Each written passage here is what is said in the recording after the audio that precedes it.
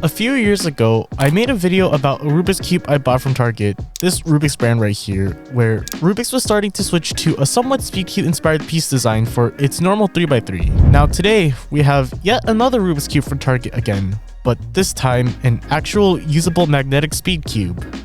This is Rubik's new 3x3 Speedcube. The unboxing experience is pretty much kind of non-existent. You cut the tape, take this piece of cardboard out, then remove the plastic wrap from the cube, and that's pretty much it. There's pretty much no accessories or screwdriver, but for who Rubik's is targeting with this cube, you probably don't need that. To get things out of the way first, this is actually a Swiftblock 356S by GAN, but with different color shades, and of course the Rubik's logo on it. And at this current moment, this cube goes for $15 at Target for the Rubik's branded version, while on Speedcube Shop, this cube goes for $12 for the original Swiftblock version. It has the same customization system as the Swiftblock itself because it is the Swiftblock, where you have a screw and pretty much a spring compression system that you adjust by hand, but it also is a bit difficult to do that, so yeah. Turning it out of the box, the cube was really fast, and it sounds somewhat similar to an RS3M or pretty much any cheap Speedcube out there.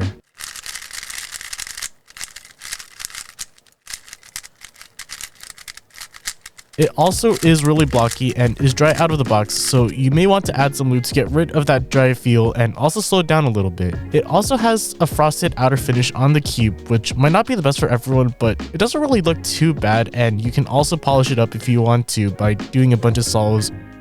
Doing some solves, I wasn't really getting the best hands on it, though I'm attributing it to the fact that I haven't gotten used to this cube, especially for how blocky it is in comparison to other cubes, especially compared to the Worm V9, the V10, and even the Tornado V3 and V4. Because of that, I do catch a little bit on this cube, though it is expected for most cubes, and especially really blocky cubes like this. Aside from that, however, I feel like this cube, while not the best for top solvers, is actually really good for beginners and those getting more into cubing. There is that stigma about speed cubing that it isn't really quote-unquote official, because most cubes many Speedcubers use are from third-party brands like MoYu, Diane, Chi, GAN, etc. And for Rubik's to make a cube, well, I guess repurpose a Swiftblock that looks like a Speedcube most people use and is very viable for many beginners going to possibly intermediate level, will help lessen that stigma around Speedcubing not being, well, quote-unquote official. And it being sold in stores like Target, maybe Walmart, and a few stores, I'm not sure, allows people to buy a relatively usable Speedcube without having to shop online and wait a few days for shipping, which